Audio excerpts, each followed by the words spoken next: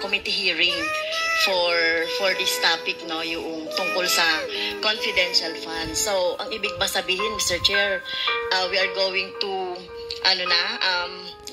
we are going to have a committee report na, Mr. Chair, after this. So baka malamang-lamang yan, ma-absuelto dito sa si Vice President Sara Duterte. So yun lang yung topic. Bakit? Anong gusto mo? Hindi natin yan itutuloy-tuloy at pabayaan natin sa IFP. Kailangan makita natin dito yung pananagutan mismo ni Vice President as siya yung nakalagay po, Mr. Chair, sa JC, sa Joint Circular tungkol sa confidential fund na the most responsible po doon sa pondo. Kasi baka po, Mr. Chair, natatakot ako na baka natatakot ka? Ng CC ay mapunta doon sa SDO. Hindi ka ba natatakot na convicted ka? Makukulong ka na sa susunod? Kasama sila, accessory lang sila. Pero ang may talagang pananagutan dito sa tingin natin ay yung Vice President katulong nung mga security officer. So, narinig ko kanina umaga. Inaantok na si Joel Chua. Tagal mo. Committee hearing for this topic, no, yung tungkol sa confidential funds. So, ang ibig ba sabihin, Mr. Chair, we are going to we are going to have a committee report na, Mr. Chair, after this. This will be the wrap-up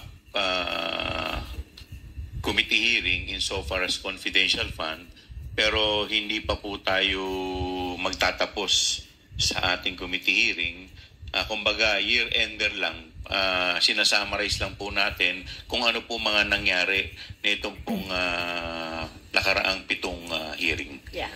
Thank you, Mr. Chair, for that clarification.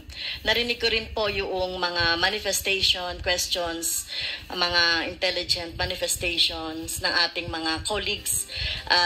Nagpapasalamat ako, no, sa time na binigay ng ating mga colleagues dito sa pagdinig natin sa tungkol dito sa confidential funds.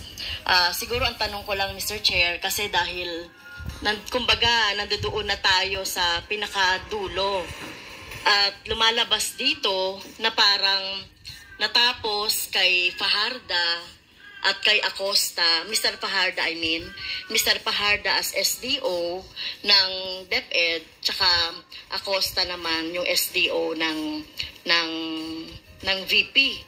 Tama po ba? So, parehong sinabi nila na mukhang sila, no, natapos na sa kanila yung pondo, pero yung cheque, sila yung nakapirma, sila yung tumanggap, no? Pero ang nangyayari, Mr. Chair, kung titignan natin ang mga pangyayari, mukhang hanggang doon na lang yung mga opisyal ng AFP na naging security officer na pinagbigyan nito ay walang accountability dito. So, at binanggit nyo rin po, AFP na yung mag-iimbestiga. So, siguro dapat iba po yung pag-iimbestiga ng AFP sa pag-iimbestiga natin. Kasi we want to know the truth. Ano ba talaga yung nangyari dito sa pondo ng mamamayan? Anong truth? Kasi parang, I feel ko lang, Mr. Chair, parang hindi tayo pwedeng tumigil na ibinigay na lang yan dahil mamaya ka sa akin. Utos ni Vice Presidente. Remember, mga nakapirma doon, mga maliliit na opisyal. Si Mr. Fajarda at si Acosta. Malamang-lamang, Mr. Chair. Wag naman sana, no? Wag naman sanang mangyari. Baka sila pa yung mademanda dahil sila yung tumanggap ng cheque, sila yung nagpapalit, pero baka maabswelto itong mga militar, itong mga security officer na tumanggap. Kasi dito lang natin makikita in transparency, no, yung ano ba talaga nangyari doon sa pondo. Bakit nagkaroon ng mga ganitong mga gawa-gawang pangalan o recipient ng mga rewards, ng mga supplies. Meron pa nga, Mr. Chair, no, doon sa ating doon sa ating mga ebidensya. Well, kung alias yon, RS, 2 RS sa isang araw, reward, isang 20,000, isang 50,000.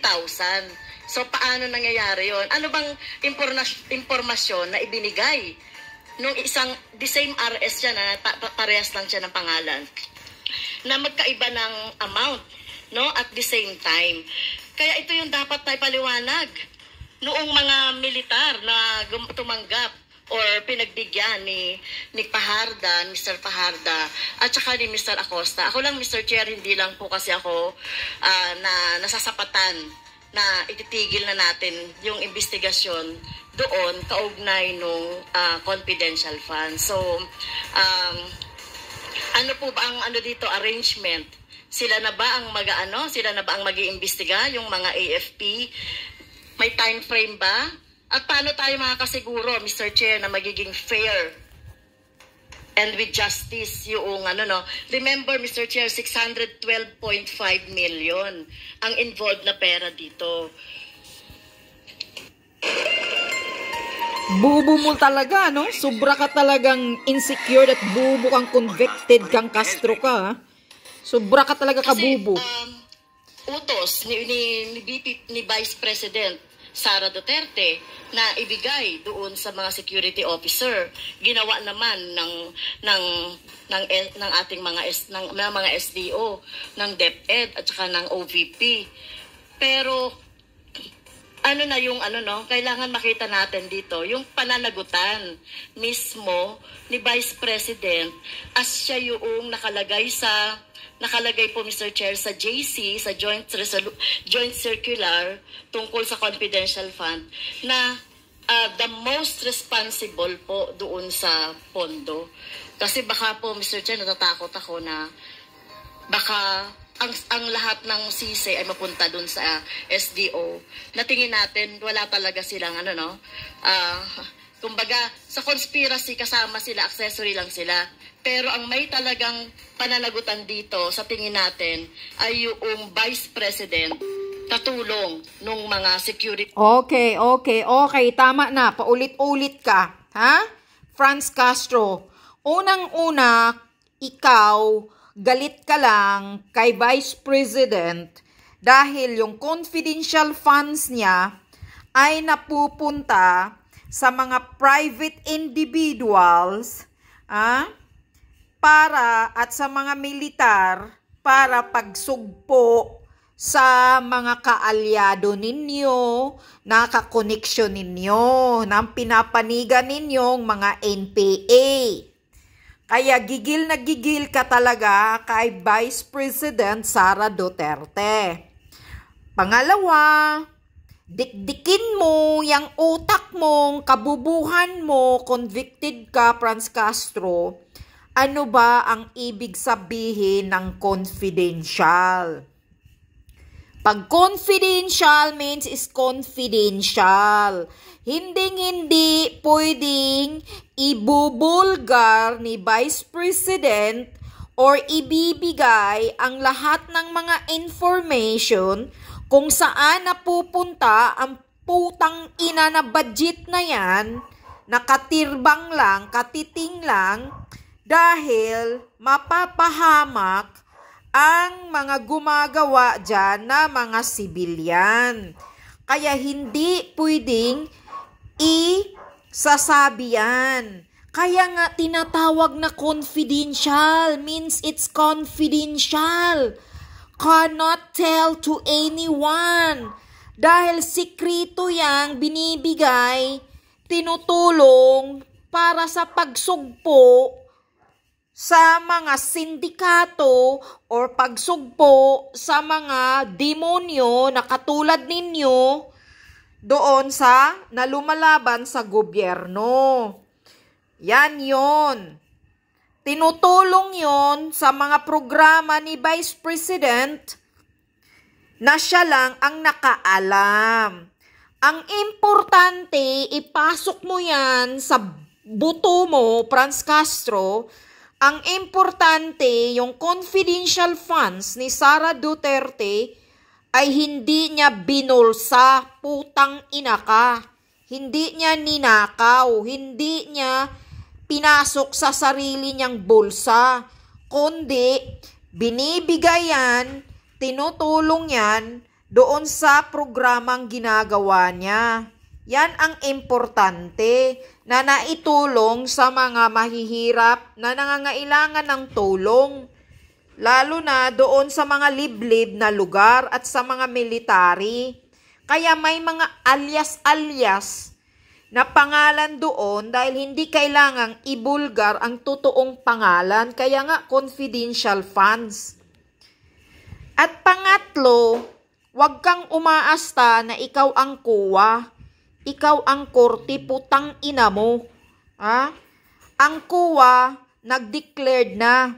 Na-cleared ang Vice President, walang korupsyon, cleared na lahat. Meaning, kompleto yung sinosubmit nila sa Commission on Audit. Naintindihan mo ba yun? Putang ina ka, convicted kang Franz Castro ka, dapat doon ka sa kulungan, mabubulo ka. Paulit-ulit ka ng confidential funds, hindi ka makamove on kahit 2023 pa yan na issue dahil gigil ka, galit ka dahil sinusugpo ang mga kaalyado mong mga NPA, mga hinayupak kayo. Yan, kaya gusto mo talagang busisiin kung sino yung tumatanggap ng mga confidential funds. Wala kang karapatan, hinayupak ka. Sabi pa nga ni Congressman Marcolita, kung busisiin mo ang confidential funds ng Vice President, 400 agencies in a government na mayroong mga confidential funds. Busisiin mo muna yung sa presidente kay Bangag Marcos Jr. confidential funds. Dahil yung confidential funds ni Bangag, 1.4 billion. Bilyonis ang confidential funds ni Bangag. Whereas sa Vice President, milyonis lang, 100 plus million lang. Tapos yan ang pinagkap. Burarak ng butsi mo, paulit-ulit ka, hindi ka makamove on kay BP Sara. Dahil gigil ka talaga kay Vice President dahil sinusugpo ang mga kaalyado mo na mga rebelde. Mga putang ina kayo, mga terorista kayo. Kaya galit ka na ma-stop. Tuloy mo lang ang impeachment, hinayupa kayo. Yan ang habol mo. Walang hiya ka, bubo ka, talagang representative kang Castro ka. Confidential funds, hindi pwede yan busisiin, hindi pwede yan nasabihin kung sino yung mga pangalan. Dahil mabubulalyaso yung programa na yan. Stupida ka talagang bruha kang convicted ka, walang hiya ka.